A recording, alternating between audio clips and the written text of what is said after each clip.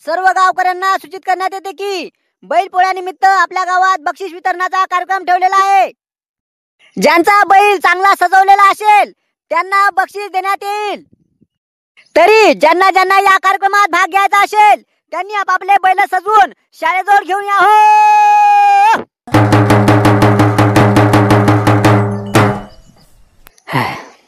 अरे काव रामा भाऊ, कायची दोंडी आहे बा?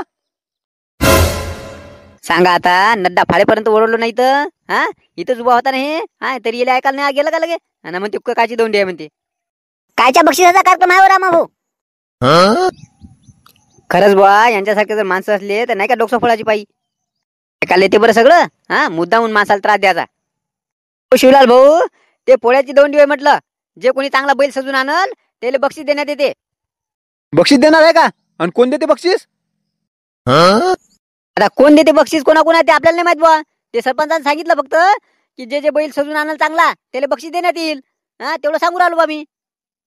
हो ना, पण तरी पण काहीतरी सांगितलं असं ना सरपंचानं. कोणा बक्षीस काय आहे ते सांगा. आता 200 रुपये नाही भेटणार दोंडीचे. आणि तेवढ्यासाठी यायले जर सगळं हे पुराण सांगत बसलं तर नाही का पुरा दिवसच जायचा माया.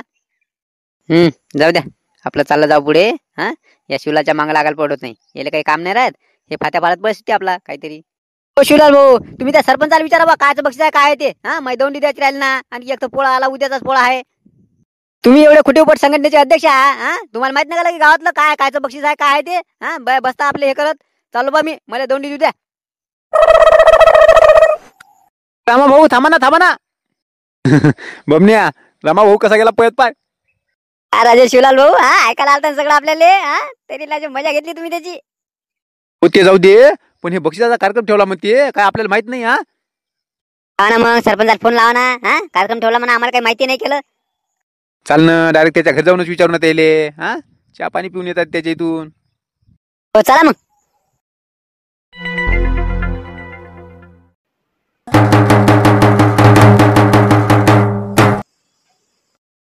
होय का, सर्व गावकऱ्यांना सूचित करण्यात येते की पोळ्यानिमित्त बक्षिसाचा कार्यक्रम ठेवलेला आहे. ज्यांना ज्यांना याच्यामध्ये भाग घ्यायचा असेल त्यांनी आपापले बैल सजवून ग्रामपंचायतच्या समोर आणण्याची कृपा करावी हो.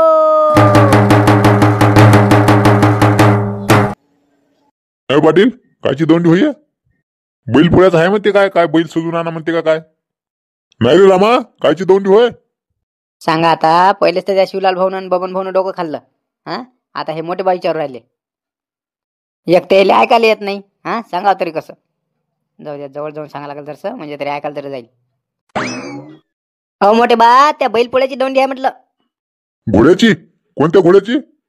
सांगा आता, पोळ्याची म्हणून राहिलो ते हे घोड्याची म्हणतात. बैलपोळ्याचं बक्षीस म्हटलं, बक्षीस. ज्यानं बैल चांगला सजून आणला त्याला बक्षीस भेटणार आहे. काय आणा लागते म्हटलं भाजून? सांगा आता, नाही का डोकं घ्यायची पाय आली. बरं येले माहिती नाही, येले ऐकायला येत नाही म्हणून कायले चांबार चौकशा करत बसा बरं. हो मोठे बा, ते म्हटलं तुमचे निराधाराचे पैसे आले म्हटलं. निराधार आले तुमचा, घेऊन जा बँकेतून. काय म्हणतो, निराधाराचे पैसे आले का? अरे बा, जा लागल मग बँकेत. सांगा आता, मगापासून गळा फाडून बोंबलत होतो तेव्हा येले बरोबर ऐकायला जाय नाही. आता निराधाराचे पैसे म्हटले की पाय कसे ऐकायला गेलं बुड्याले. जाऊ द्या, याच्या मागं लागत बसायला पडत नाही. आपलं काम आपल्याला करावं लागल.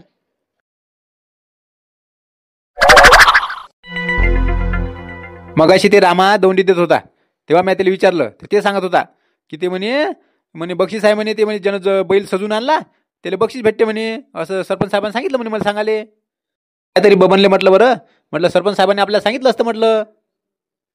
सांगा आता, येले सांगाले हे जागावर तरी होते का? अरे शिवलाल, ते काल कसं माहितीये का, ते आपले देवदास भाऊ आणि ते कधी लाभाजी ते सगळे आम्ही बसलेलो होतो तेव्हा विषय निघाला. ते म्हणे असं बुवा म्हणे काय आता दंडीचं बक्षीस ठेवलं म्हणे, तसं म्हणे बुवा आता पोळ्याचं बी ठेवा. म्हटलं काय हरकत नाही बुवा. तरी तुले तो घराकडे बी पाठवलं होतं, जगण्या गिगण्याले बबनच्या घरी पाठवलं होतं, पण तुम्ही घरी नाही म्हणे. आम्ही आता तिकडे पार्टी करायला गेल्यावर कायले भेटतो येले. आता कामं राहते ना माणसाच्या मांग. काय राजू सरपंच साहेब? सांगा आता, जसं काय मंत्रीच आहे, कामं असते म्हणते मागं. हो तेच म्हटलं. मग आणखी कसं माहिती का, सगळ्याला आता विचारपूस करावं म्हटलं तर मग आणखी दिवस निघून जातील. आता उद्याचाच पोळा आहे. म्हणून मग आम्ही लगेच त्या दोंडीवाल्याला सांगून दिलं बा, दोंडी देऊन दे, म्हणजे कसं लोक तयारीत राहते. हो ते बरं केलं म्हणा, आधी सांगितलं ते. मी काय म्हणतो, मग आता ते बक्षीस जर ठरवायचं आहे तर ते कोण ठरवाल मग? कसं आहे माहितीये का, त्यासाठी आपल्याला एक मीटिंग घेऊन कमिटी तयार करायची होती. ते आता आपले शांताराम भाऊ बी आले नाही. ते येते म्हणे, आता येऊ राहिले म्हणे, 1 तासात येते म्हणे. आता पाहू आता काय होते ते आले म्हणजे आपण मीटिंग घेऊन कमिटी ठरवून टाकू. मग ते शांताराम असताना पाहिजे म्हणा कमिटीत. ते असला की काय आपलं काही चालत नाही ना. मी काय म्हणतो सरपंच, शांताराम भाऊ यायला 1 तास लागते का जास्त टाइम लागते, काय सांगता येते? आपले कंदील आबाजी, तुम्ही, मी, बबन हाव, एखादा काशा गिशाला घ्या, अशी कमिटी ठरवून टाका. आता शांताराम भाऊ देवदास प्रत्येक याच्यात राहत असते. काय काय वेळेला आता आमच्यासारख्याला चान्स पाहिजे ना. तसं काही नाही, तुम्हालाही घेऊ, बबनले बी घेऊ. आता तसं मला बी यावर्षी व्हायचं नाही आहे, पाहिजे ना जरा नवीन नवीन. लगड्या मग सरपंच देवदास आणि शांताराम भाऊ नसले की मग तर काही टेन्शन नाही, मग कमिटी आपल्याच हातात आहे. तसंच करा मग. घ्या लवकर मीटिंग घ्या, लवकर ठरवून टाका. बरं ठीक आहे, मी देवदासले त्याला आवाज देतो. पाहू ये मग तिथं. काय म्हणतो तो शिवलाल भाऊ? मी काय म्हणतो पाय, हे आता एरी शांताराम भाऊ काही येत नाही. त्याचा नंबर तर कट झाला. आणि सरपंच म्हणते आता मी काही कमिटीमध्ये होत नाही म्हणते. आपल्याला फक्त माहिती आहे का, देवदासले उद्या नाही लागत. देवदास जर या कमिटीत आला नाही की समजायचं आपल्याच हाती आहे बरं सगळं. हो, पण या कमिटी आपल्या हातात असली तरी याचा फायदा काय आपल्याला? अबे तुला काय समजतच नाही. कसं आहे माहिती आहे का, काशाची तर बैल आहे. 2 बैल आहेत त्याची. ते दोन्ही बैल सजवायला सांगू ना आपण. आपण मदत करू त्याला सजवू. एक काशाजोड राहते आणि एक तू या पोराजोड देऊ, चेत्याजोड देऊ. आणि जेव्हा आपल्याला नंबर काढायची पाहिजे आली तेव्हा दोघाचा नंबर काढून आपण पहिला आणि दुसरा. काय सांगता, असं जमल का? जमते ना. 2 बक्षीस म्हटल्यावर एवढे पैसे आले का नाही, तिघात वाटून घेतात आपल्याला. हो, पण कमिटीत आणखी दुसरे मेंबर राहतील ना. पाय ना, आता 5 जणांची कमिटी करतील. 5 जणांमध्ये बाय हे 3 जर घोडे नसले का मेन, मग कोण आहे, आपण दोघं आहो.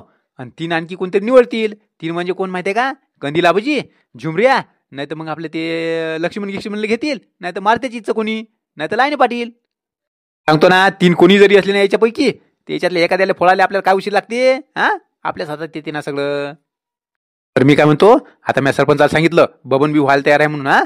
बबनले मला दोघाला घ्या म्हणून. ते हो म्हणे. तुला जर म्हटलं तर तू हो म्हणजो बरं, नाही तर वेळेवर नाही म्हणशील. काय हरकत नाही ना, मग चला तिकडे आता मीटिंग मध्ये. बरं, सर्व मंडळीला समजलं का? तशी आपण आता दौंडी दिलेली आहे गावात की बैल सजून आणा म्हणून. सगळ्याचे सजून आणले की त्याचा आपला पहिला, दुसरा, तिसरा असं 3 नंबर काढायचे आपल्याला. पहिलं बक्षीस मी देणार आहे 11,000 रुपये. पाय, आता सरपंचाची लहान नाही झाली का? 11,000 रुपये देऊ राहिला पहिलं बक्षीस, तर एवढा मोठेपणा करून स्वतःच नाव सांगा लागते का? आम्ही बाकीचे गेलो का काय उडत? दुसरं बक्षीस लक्ष्मण आणि देवदास कडून दोघा मिळून 5,501. तर तिसरं बक्षीस कंदील आबाजीकडून 2,001. भाऊ, कंदील बुड्यानं लय मोठं मन केलं. तिसरं बक्षीस दिलं म्हणते त्यानं 2,001. कायचं मन मोठं रे, त्याला तर 2,000 म्हटलं तर रात्रभर झोप येणार नाही. हे सरपंचाने दिलं असेल त्याला हे करून. सरपंचाने जबरदस्ती म्हटलं असेल त्याला दे म्हणून. गणपतीवाल्या पोर आलेले का 100 रुपये द्यायला मागपुढे करते ते. 2,000 कुठून देईल? बरं, समजलं का आता तुम्हाला? अशा प्रकारे 3 बक्षीस आपले जाहीर झालेले आहेत. दौंडी दिलेलीच आहे आपण, तरी सुद्धा सगळ्यांना सांगणं आहे की ज्यांना ज्यांना आपला बैल सजून आणायचा असेल त्यांनी शाळेजवळ किंवा तिथं ग्रामपंचायत जवळ घेऊन यावे. सरपंच साहेब, आपले शांताराम मामा नाही आले. सांग आता झाबरूले. त्याचा जवळ होणार आहे तर त्याचाच पुडकालाही वाटते. राहू दे म्हणा त्याला तिकडं. झाबरू येऊ राहिले ते, रस्त्यात आहे, गाडीमध्ये आहे ते. बहुतेक आता 1-1.5 तासात पोहोचतील ते. ते बक्षीस निवडण्यासाठी कमिटी मग झाली का आपली, ठरली का? तेच ठरवायचे आपल्याला. कसं आहे माहिती आहे का, मग शिवलाल मला बोलला की बा तेच ते जुने माणसं राहिल्यापेक्षा कधी कधी नवीन माणसाला चान्स द्याव. म्हणून यावर्षी मी, देवदास आणि शांताराम भाऊ तिघही त्या कमिटीत काही राहणार नाही.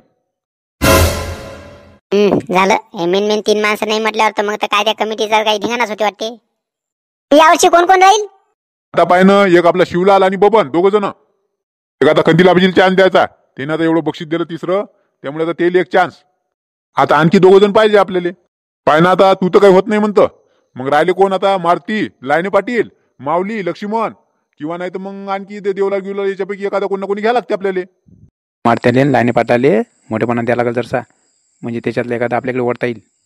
काय म्हणतो सरपंच, मारतीन लाईने पाटील चालेल ना? मग चालते, तसं काही टेन्शन नाही आहे. कसं आहे माहिती आहे का, कोण नाराज नाही झालं पाहिजे ना. काय माहिती आहे का, माऊली गिवली तर आलेलं नाही, त्यामुळे त्याला आता विचारून ठरवून टाकू. मग आता आमच्या तिघाचं फिक्स आहे ना? हो, आता तुम्ही 2 जण, बबन आणि तू आणि कंदील आबाजी 3 जण तर फिक्स आहे. आता 2 पाहू आपण. मग मारुती लाईने पाटील घेऊ, नाही तर मग माऊली गिवली एखादा घेता येते. बोलाची मग मीटिंग मोळा, आता मीटिंग मोळा. आणि आता मग नंतर पाहू, आम्ही सांगतो 2 जण कोण आहे ते, आणि कसा कसा निर्णय घ्यायचा, कसं निवडायचं ते बी सांगतो मग. बरं ठीक आहे मग चला.